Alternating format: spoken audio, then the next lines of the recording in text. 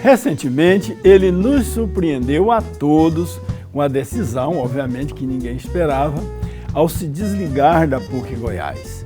Ele que já foi reitor da PUC Goiás, vice-reitor, coordenadores, vice-presidente da Sociedade Goiana de Cultura, secretário-geral, e o professor Volmir Amado, resolveu se desligar da PUC Goiás e ele, por isso, é o nosso entrevistado hoje aqui no Papo Dinâmico, professor Volmir Amado, Papo Dinâmico que já está no ar.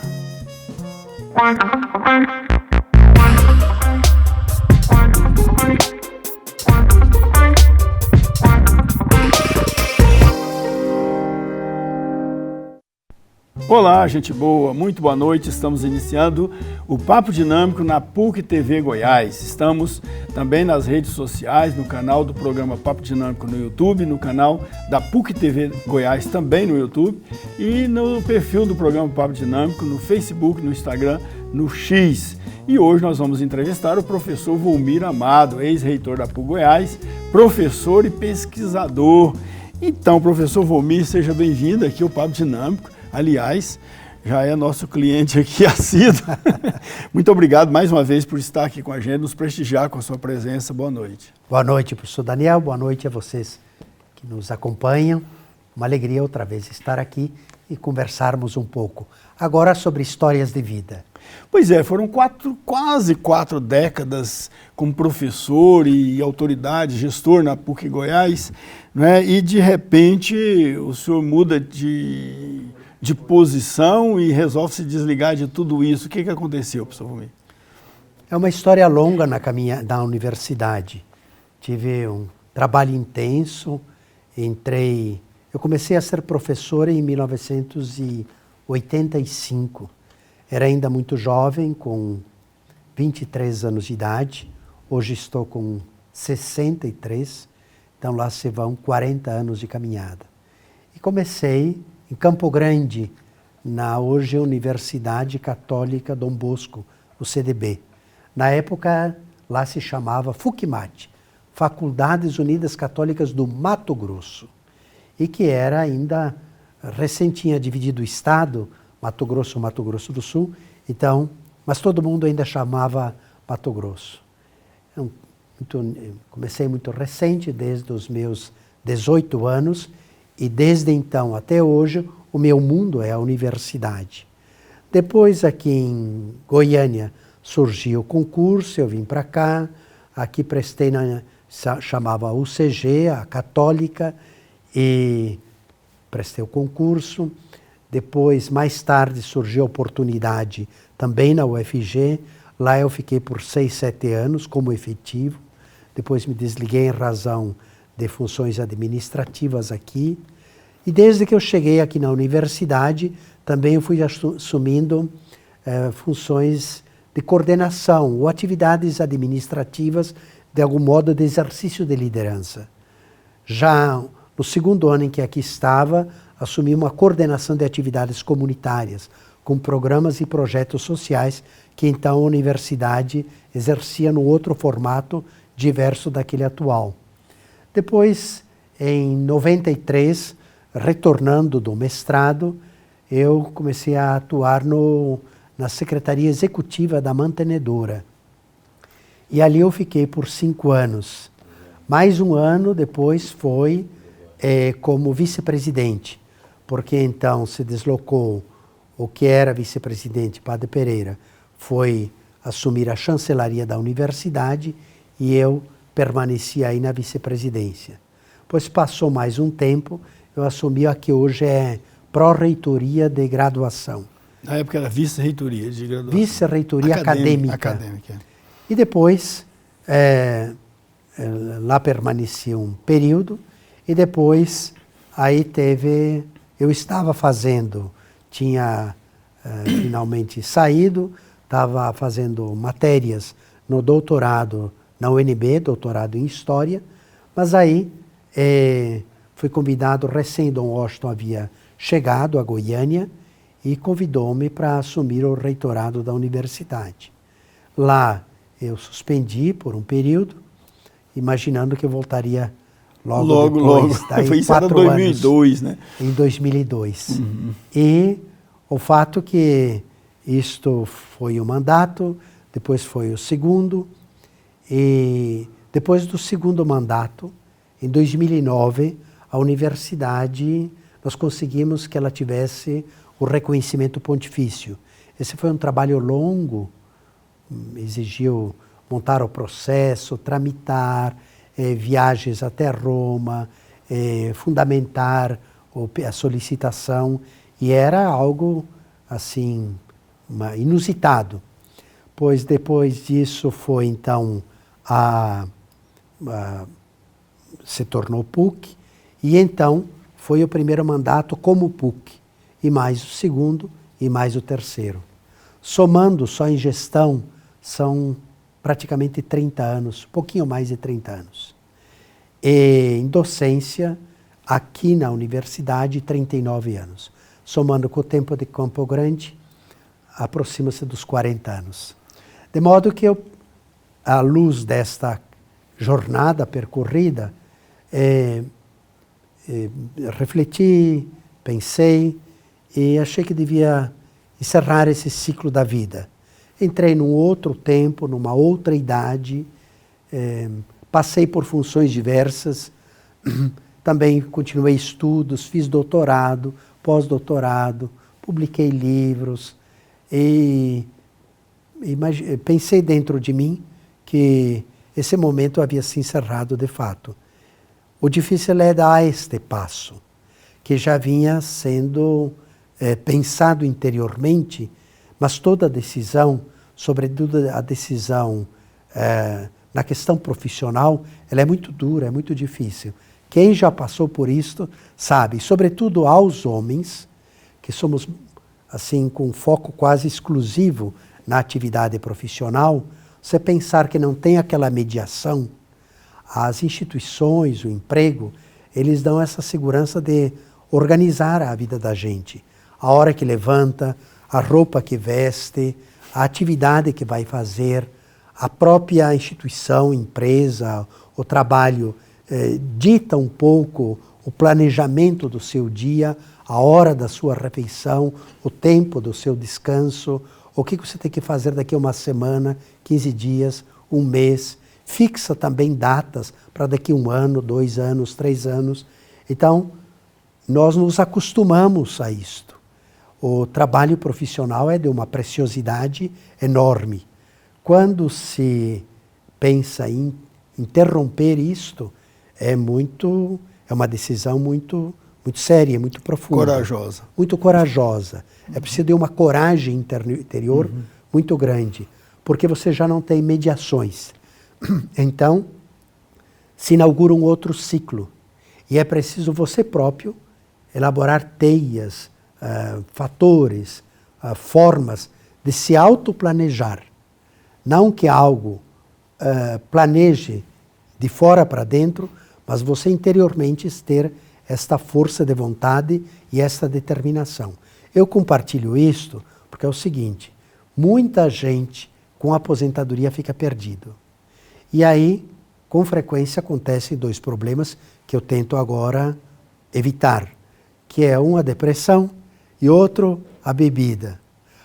E também aquilo que achar que é só viagem ou que uma aposentadoria é uma vida passiva, que você não veste o pijama, que você não se cuida mais da aparência, que você não tem autoplanejamento, você não tem horário para nada. A meu ver, por vivência própria, por experiência, é que digo que este tempo é a aposentadoria no sentido de aquilo que você trabalhou 40 anos, então você tem uma fonte de recurso. Para chegar a isso, tanto quanto possível, eu sei que há situações diversas de aposentados, mas aqueles que podem têm que se organizar. A primeira organização deve ser financeira. Se puder fazer guardar uma reserva de autossustento, isso é importante. Aos que estão pela CLT, também, claro que tem o FGTS, que é uma boa garantia. Depois, também há, claro que a aposentadoria do INSS, que aí varia nos valores da contribuição, conforme o tipo de salário e de emprego. E também, em nosso caso, em 2010 nós fizemos uma aposentadoria complementar, que nós chamamos de SGC-Prev, vinculada ao Banco do Brasil, e que isso também teve a adesão de bastante gente na universidade. Eu procurei, a primeira coisa, de fato, me organizar deste ponto de vista financeiro por mim, seja pela estabilidade da família. Claro que estou num contexto também de que os filhos estão criados e já se encaminharam. Sim. E esse outro aspecto é muito importante. Assegurado este ponto, o outro é o aposentado é uma aposentadoria do sustento financeiro sem a mediação de uma empresa, de uma instituição, de uma universidade, de uma organização, mas exatamente por isso ele deve, não é alguém que agora não tem mais horário para nada. Não, ele deve ter horários, horário para levantar-se, horário para deitar, horário para as refeições. Ele deve manter o asseio, deve a higiene, deve manter o cuidado.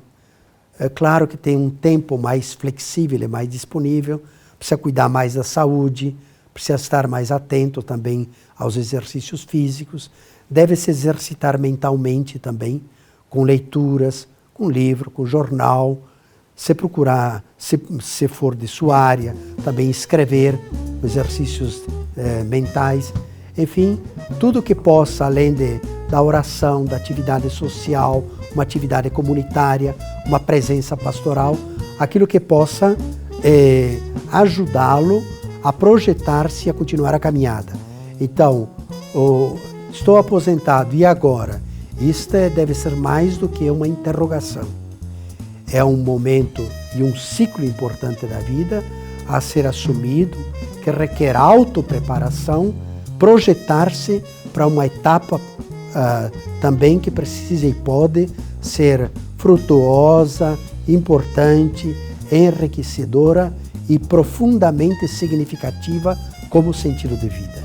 Perfeito. Nós vamos fazer um pequeno intervalo e no próximo bloco nós vamos ver aqui com o professor Volmir, vamos tentar lembrar algumas realizações que ele fez durante o seu tempo de gestão na PUC Goiás e também vamos ver quais são os seus novos projetos.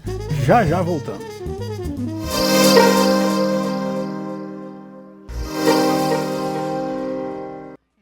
De volta com o Papo Dinâmico na PUC TV Goiás. Hoje nós estamos aqui com o professor Volmir Amado. Professor Volmir Amado, no tempo que você foi reitor, no tempo do seu reitorado na PUC Goiás, foi em cerca de 19 anos, quase 20 anos, esse período foram muitas realizações na PUC, né? Quais dessas realizações você destaca como as mais significativas? Teve muitas e foram intensas. A PUC TV mesmo é uma. Né? A PUC TV é um destes exemplos, mas teve realizações e teve desafios. Sim. E grandes desafios. Primeiro, então, vamos para as realizações. Eu diria que teve essas iniciativas, de fato, a experiência de uma emissora de televisão, isto era inusitado, nem estava no nosso horizonte de trabalho, de plano estratégico, de gestão, mas surgiu como uma oportunidade e naquela conjuntura isto dava um outro impulso e uma nova projeção para o conjunto da universidade. Então, a emissora obtivemos a outorga e depois, claro, que foi se estruturando aos poucos, da qual você é autor de um livro sobre isso, do encanto... PUC TV Goiás, do sonho ao encanto. Do sonho ao encanto. Isso. Chamava UCG TV. Exato. UCG TV, do sonho ao encanto. E foi algo extraordinário. A UCG TV está no ar. Muito bonito aquele tempo histórico de muita emoção, sim, conquista. E ali, de fato, é uma obra que se escreve e se inscreve também na história da comunicação em Goiás. Penso que isso foi um fato altamente relevante. Depois teve um outro, assim, que me marcou, que foi o Campus 5 da universidade. E nele foi também uma negociação com a Faculdade Cambori. Nós assumimos os 10 cursos naquela ocasião, e 2 deles da área de comunicação, jornalismo, publicidade e propaganda. Então, também foi um tempo assim exigente, difícil, e, no entanto, que deu um impulso e uma expansão grande para a universidade. Tivemos também, claro, não tem como não reconhecer, pela magnitude, o centro de convenções, maior centro de convenções aqui do nosso querido estado. E ele, de fato, foi um passo muito importante, muito significativo. Tivemos ainda, olhando para obras, assim, a Escola de Formação de Professores de Humanidades. Então, foi uma estrutura importante, da qual você esteve à frente dessas obras, como pró-reitor administrativo, e acompanhou muito bem tudo isso, com muito esmero, muito preparo. Também nós revitalizamos, não há metro quadrado da universidade, pelo menos da estrutura de obras, que não teve intervenções de melhorias, de novas concepções, de atualizações.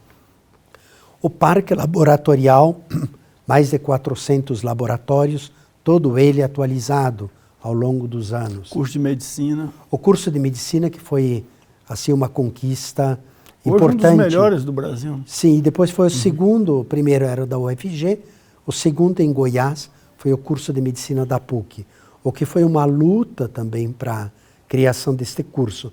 Hoje tem mais facilidade e uma expansão que tem seus questionamentos, mas que para nós foi uma conquista e que se almejava há mais de 30 anos que tivéssemos a alcançar também este curso. Depois tivemos também a criação dos doutorados. 3 que eram mestrados constituídos foram transformados em doutorados. Hoje tem outros que foram sendo criados, que foram encaminhados também naquele período de gestão, mas lembro bem destes 3, ciências da religião, psicologia e educação, o que foi um passo importante também. Depois tivemos centenas de professores com licença remunerada para cursar seu mestrado e doutorado. Isso, inclusive, possibilitou, mesmo que a um custo bastante alto, a estruturar a stricto sensu os programas de mestrado e doutorado na universidade. E também deu um outro impulso ao campo da pesquisa. Também nós tivemos momentos diversos de eventos, de realizações, tivemos atividades de honoris causa, concessões de títulos de honoris causa a personalidades de Goiás, do Brasil, do mundo. E tivemos, como eu citei, o reconhecimento pontifício da universidade. Isso, de fato, foi algo muito importante. De 1.800 universidades católicas no mundo, há somente 27 delas que são PUCs, 7 no Brasil. E quando obtivemos este título, depois de nós, ninguém mais. E lá se passam 15 anos.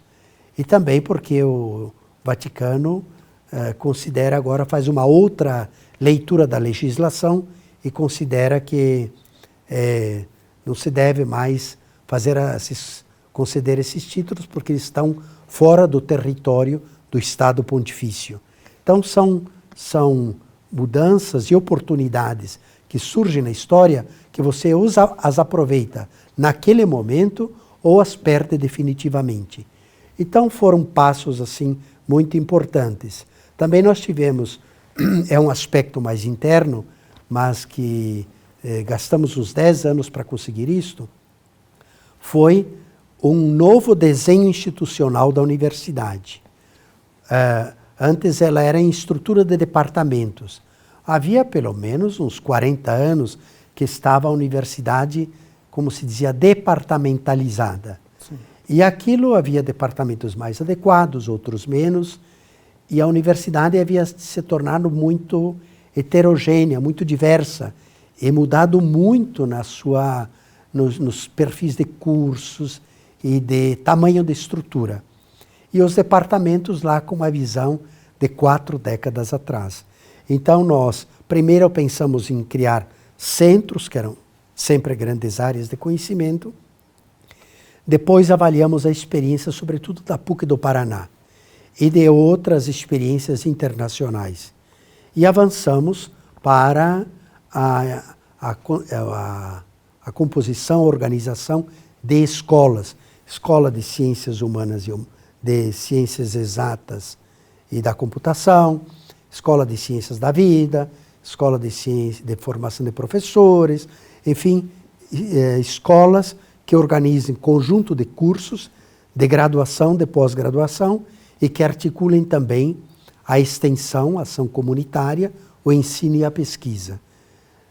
De modo que isso exigia um trabalho bastante grande, porque os fluxos de processos e a estrutura física da instituição, ela era de uma maneira, e foi preciso reinventar-se e mexer com pessoal, com equipes diversas, e qualificar para isto, e isso gastou muitos anos também. Foi um trabalho de gestão bastante exigente. Agora tivemos louros, alegrias, e tivemos desafios. Nós passamos dificuldades também. Houve períodos históricos, dependendo do tempo, que havia dívidas bancárias. Isto, claro, de qualquer gestor, tira o sono da gente também. Mas isso, graças a Deus, aqueles períodos eram contornados, com frequência eram dívidas de investimento, que se previa a médio e longo prazo o pagamento, portanto era escalonado, era renegociado com bancos, e isso, de fato, sempre foi gerido, administrado. Teve a pandemia também. Sim, tivemos isso, que acho que é um pouco inconsciente querer, estou quase querendo apagar isso da memória, porque esse, de fato, foi um momento muito difícil. Foi difícil para todos, do ponto de vista sanitário, do ponto de vista dos riscos à saúde, e não se sabia se íamos continuar vivendo ou morrendo em instituições como a nossa, que lidam com gente. Mas também da gestão. Os professores também e funcionários passaram assim por grandes dificuldades, porque, de repente, era preciso dar aula, mas já não tinha mais uma sala de aula, e não tinha mais um aluno presencial. Isto, embora existissem experiências localizadas, isso não era uma experiência abrangente e consolidada. Então, se teve que criar milhares de salas virtuais, o desafio para a gestão. Houve um trabalho muito qualificado, sobretudo da pró-reitoria de graduação no período, mas aí tudo aquilo que a gente sabia de gestão já quase que não valia mais, a não ser manter a serenidade, o foco e procurar manter. E, de fato, nós praticamente não interrompemos nenhum dia o funcionamento da universidade. Fizemos a travessia durante pela pandemia. Os alunos se formaram com regularidade, naquelas dificuldades à distância, colando o grau também à distância, mas também fizemos essa travessia. Então, eu considero aqueles quase 20 anos de gestão como reitor, de grandes realizações, de muitas alegrias, de presença também, não só no Estado, mas no país e no mundo, com ramificações, com atuação. São Romildo, nós vamos fazer um chegamos pequeno intervalo. Até agora. Nós vamos fazer um pequeno intervalo e vamos falar disso no próximo bloco, dessa atuação sua nacional e internacional, né, como representante da PUC Goiás, representante da categoria de reitores do Brasil. Já já a gente volta.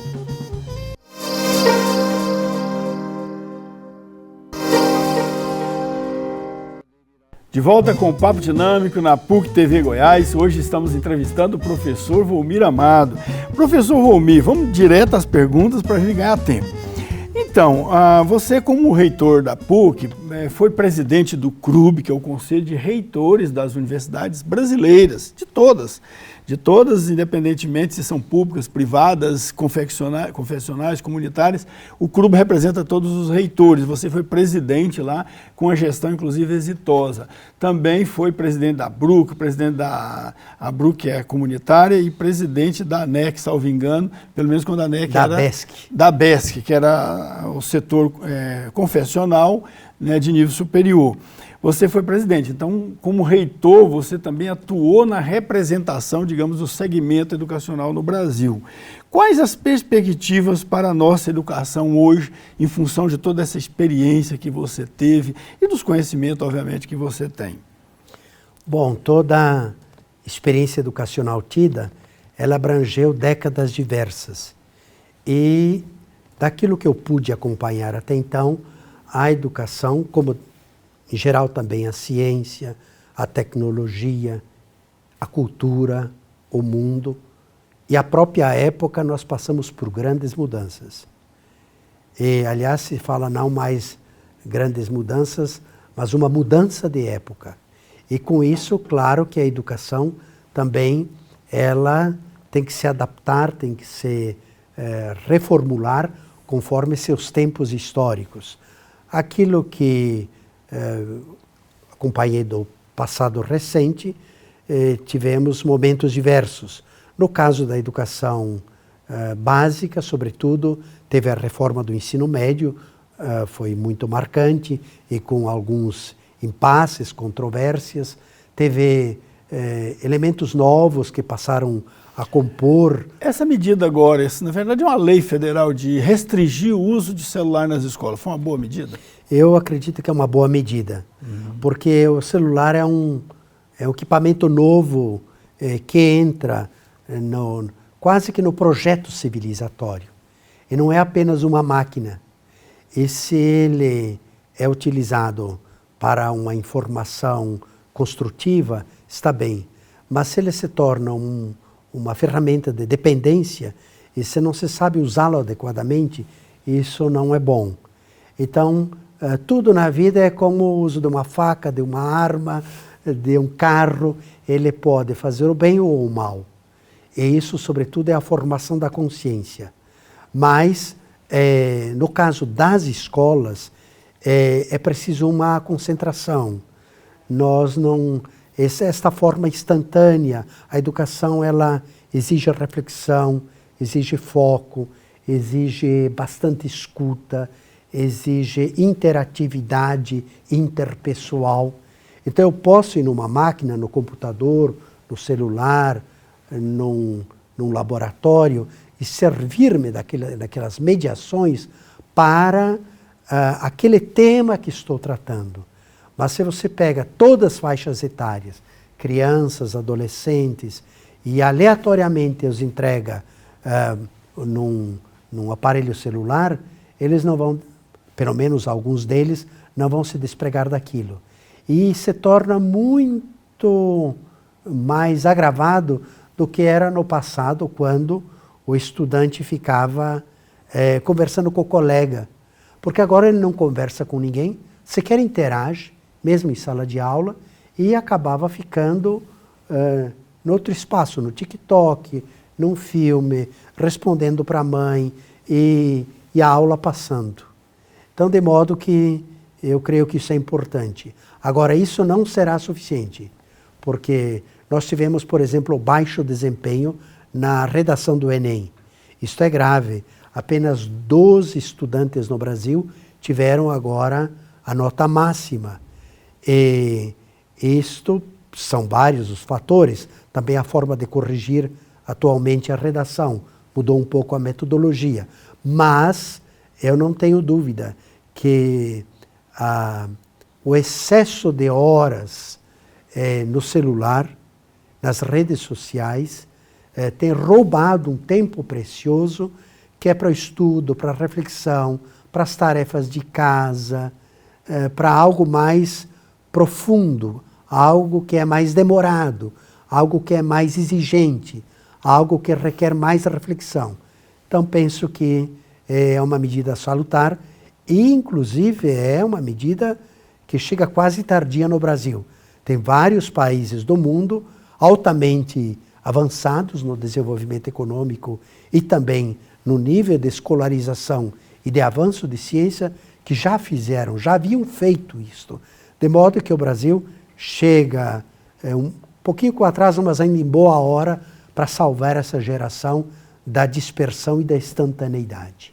Você tem, na sua vida, uma formação religiosa muito sólida desde criancinha e também frequentou o seminário, a vida religiosa, os capuchinhos e tal. E como professor, como reitor, você sempre foi muito zeloso, né, da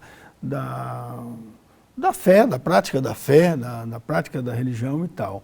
E agora que deixou a universidade, como é que será a sua atuação religiosa? Primeiro, para mim, a fé é um dom, uma graça. E eu agradeço todo dia a Deus o dom da fé. E mais do que uma transmissão de família, ela foi cultivada interiormente. Ela como que viesse de dentro de mim, mas também viesse do alto. E eu sempre vi isso. Claro que a gente, na fé, vai amadurecendo e vai procurando melhorar e crescer e se converter diariamente. Mas sempre vi como um dom, uma graça. Eu também tive e tenho uma família que é interconfessional. A minha avó era de origem alemã e trazia, por exemplo, a religião luterana como tradição. A religião e o idioma alemão. Depois casou-se com o avô que era italiano e era católico, evidentemente. E aí não existia casamentos ecumênicos. E então lá foi batizada católica para poder se casar com ele.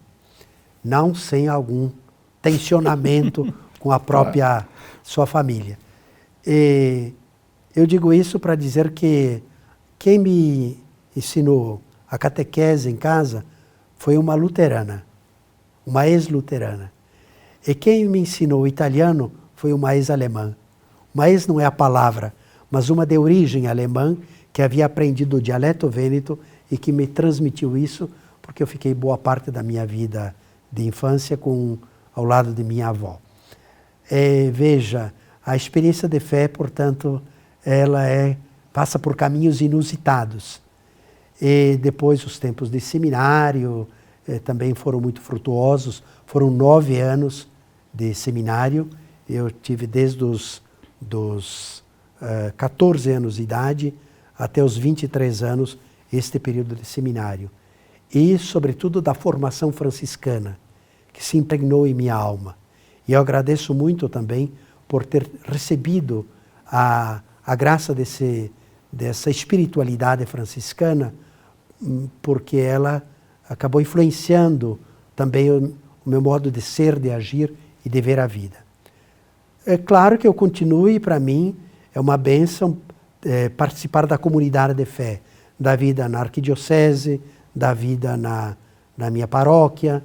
Eu já estive à coordenação do Conselho Nacional de Leigos e também do Conselho de Leigos do Cone Sul. Isso não... Você retorna agora ao Conselho Nacional de Leigos? Bom, agora vai ser comemorados 50 anos do Conselho e eles me convidaram para a participação na Assembleia que vai acontecer. Mas, aqui localmente, eu participo da Comissão de Articulação Fé e Política. Ah, ok. Eu agora estou integrando também, por enquanto está chamando GT, Grupo de Trabalho Laudato Si, que é um grupo arquidiocesano para implementar ações no âmbito dos 28 municípios da arquidiocese, na dimensão também da ecologia integral. Tem um trabalho importante. Na minha paróquia eu sou ministro da Sagrada Comunhão.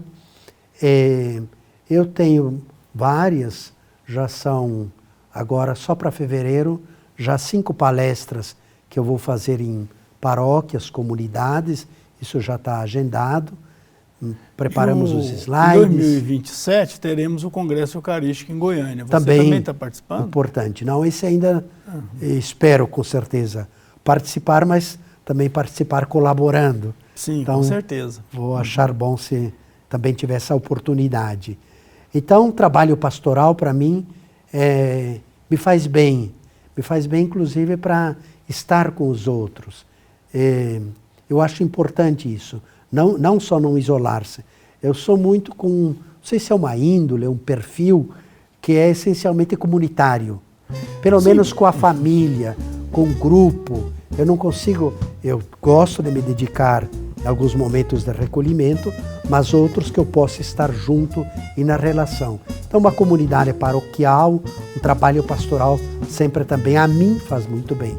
Espero que também ajude pastoralmente as comunidades. Perfeito. Nós vamos fazer mais um pequeno intervalo e vamos voltar no próximo bloco. Vamos saber do professor Volmir se ele tem projetos políticos também, tá bom?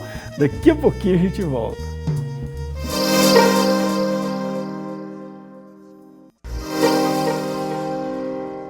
De volta com o Papo Dinâmico na PUC TV Goiás, todo domingo, 10 da noite, e também nas redes sociais. Você nos acompanha lá, sempre no canal do programa Papo Dinâmico e no perfil do programa Papo Dinâmico. Hoje estamos entrevistando o professor Volmir Amado, ex-reitor da PUC Goiás, professor e pesquisador. Engraçado, a sua decisão ocorreu no momento em que você tinha terminado o pós-doc. O seu livro, que foi objeto da pesquisa no doutorado e no pós-doc, acabou sendo publicado pela editora Vozes, que é uma das melhores editoras do mundo, né, e com circulação, pelo menos nacional, e de repente você muda assim de plano, por isso é que ninguém entendeu. Pensei que você ia ser professor, pesquisador de do programa Distrito Censo. Isso também era uma hipótese de eventualmente poder atuar no mestrado, no doutorado. Mas eu acho que são também fases da vida. Aquilo que eventualmente eu puder continuar contribuindo, seja com a área de pesquisa, seja com alguma conferência, seja como eventualmente um professor assim, emérito que leva a sua contribuição sobre uma área, um enfoque, um tema, claro que permaneço à disposição. Eu mesmo tenho ideia de continuar com algumas pesquisas. Uma delas, que eu já encaminhei um artigo para a REB, é sobre a história dos capuchinhos, que estão completando agora o triênio de 500 anos de criação da Ordem Capuchinha. Começou em 1525 e depois foi reconhecida com a bula do Papa em 1528. Então, é um triênio, vamos dizer, jubilar. Eles não estão chamando assim, mas é um triênio em que eclodiu a Ordem dos Frades Capuchinhos, franciscanos capuchinhos. E eu procurei fazer essa história, mas trazendo, sobretudo, uma novidade, que é a primeira missão, os primeiros frades que vieram aqui, logo no início do século XVII. Aqui na província de Goiás? Não, aqui no Brasil. No Brasil. Em 1612, por aí. Vieram os primeiros, que eram os franceses. Como sabemos, o Brasil teve diversas chamadas invasões. Eram colonizações, a portuguesa, claro, mas teve a holandesa, teve a francesa. Tem, por exemplo, uma ocupação que foi na ilha de Ville-Gagnon, lá em Rio de Janeiro. E a outra foi no Maranhão. Maranhão vieram os franceses e ocuparam Maranhão. E tanto que o nome São Luís, que é a capital, é homenagem ao rei, ao Luís XIII. Uhum. E ao santo, evidentemente, mas é por causa do rei, sobretudo. E junto vieram alguns frades capuchinhos. E dois deles, ao retornarem, escreveram grandes obras sobre sua experiência do Brasil do início do século XVII. As obras, depois as edições do Senado, a editora do Senado, tamanha relevância para a história do Brasil, publicou estas obras. Pouco acessíveis, porque são muito restritas para um público especializado, pois eu peguei essa experiência e transformei num artigo. Eu dou um exemplo para dizer do que é também fazer pesquisa, pelo menos nesta área de história, de ciências da religião, e depois o que é encaminhar também para publicação. Então, isso daí, claro que eu, de algum modo, seja por interesse pessoal, seja por exercício e dedicação, vivência, penso em dar continuidade. Você pretende também retomar o projeto político? O projeto político foi um momento marcante, altamente desafiante, de uma conjuntura muito especial de defesa da democracia no Brasil. E, naquele instante, o partido achou oportuno, necessário, que o meu nome estivesse aí na chapa majoritária. Então, claro que eu, não sem grandes desafios para aquele momento, sobretudo uma transição muito tensionada da política no Brasil, procurei enfrentar e apresentar meu nome aqui para Goiás.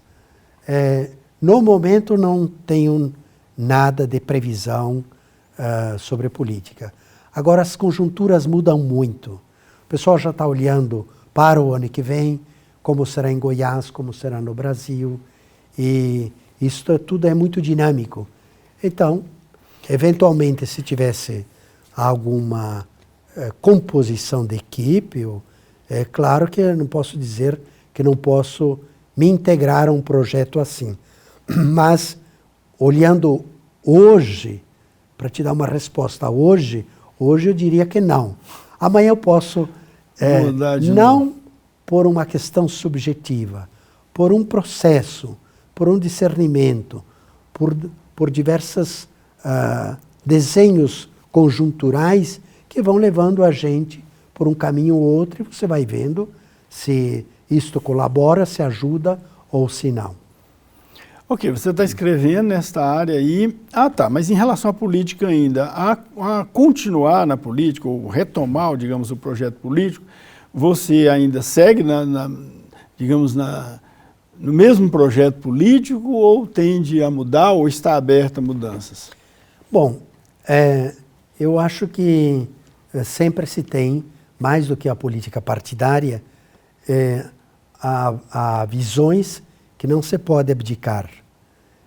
Para os cristãos, o que você não pode abdicar por causa de Cristo é a opção pelos pobres.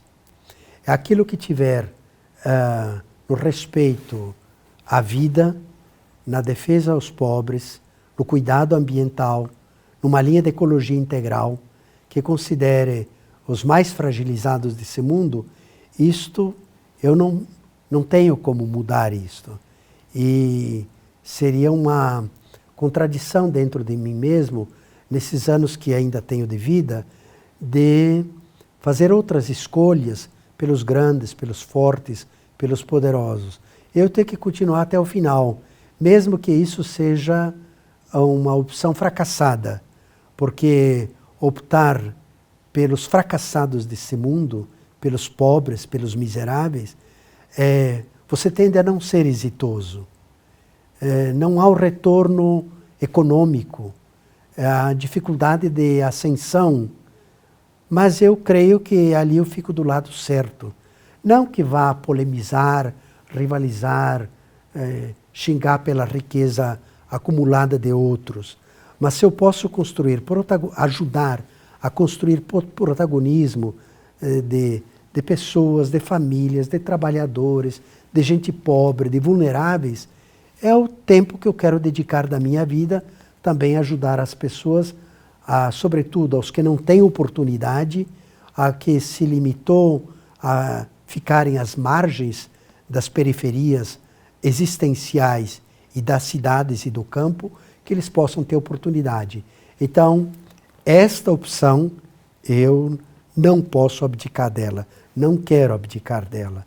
Agora, onde ela é mais compatível num projeto político partidário, numa opção pastoral, num projeto educacional, numa atuação cidadã, aí você avalia segundo sua consciência, segundo as oportunidades e segundo uma viabilidade também de exercício de liderança.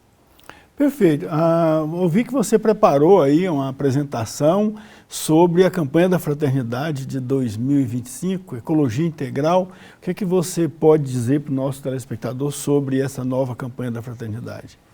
Olha, essa campanha ela já é a 8ª com o tema ambiental, mas ela traz, sobretudo, o grande chamado que o Papa Francisco fez em 2 encíclicas, uma chamada Laudato Si e outra Laudate Deum, louvado seja Deus. E estas encíclicas tratam uma sobre a ecologia integral e a Laudate Deum era a propósito da Conferência das Partes, da Conferência Ambiental, que era sobre mudanças climáticas. E a campanha da Fraternidade procurou incorporar isto, mas considera não só a ecologia como uma ecologia verde, uma ecologia só da natureza, mas onde tudo está interligado. Uma ecologia que é social, econômica, política, espiritual, educacional e também cultural, ambiental. Então ela é abrangente, por isso é que chama ecologia integral. E usei o texto base, claro, que é sempre preparado com muito esmero por equipes especializadas que a CNBB convida para que redigam o texto base. E minha filha me ajudou, preparamos o melhor que pudemos os slides, e aí agora vou trabalhar com as comunidades também fazendo isso. Mas, sobretudo, vendo como é possível algumas ações concretas, mesmo na ecologia ambiental. Há uma ideia, por exemplo, de criarmos ecopontos em todas as paróquias da arquidiocese. Veja, são mais de 120 paróquias.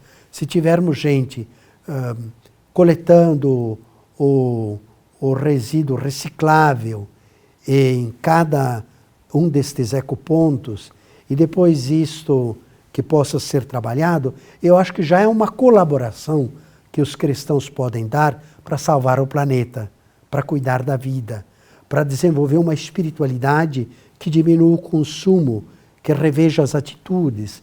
Então penso que há muitas atividades por serem feitas, que podem ser suscitadas pela campanha da Fraternidade, mas a questão é que sejam articuladas.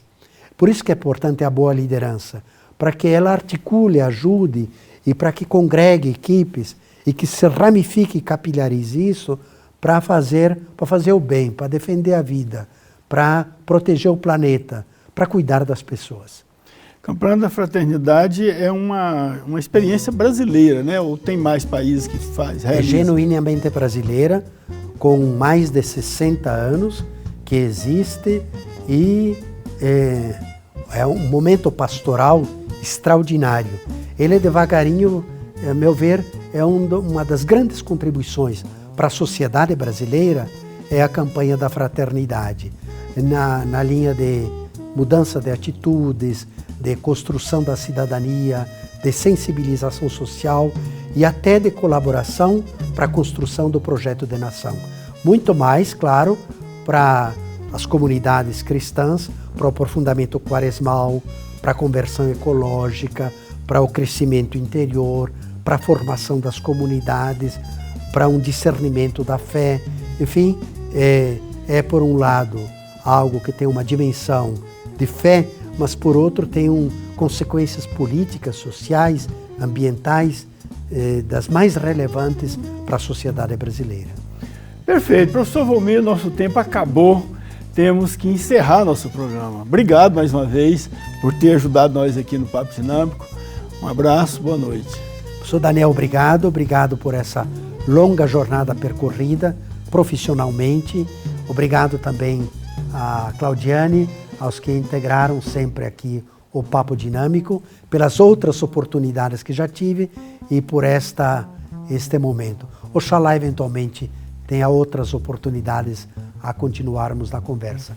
E a você que nos acompanhou também, obrigado. Ok, certamente teremos outras oportunidades sim, professor Volmir. E para você que nos acompanha sempre, que está nos acompanhando, um grande abraço, boa noite e até a próxima.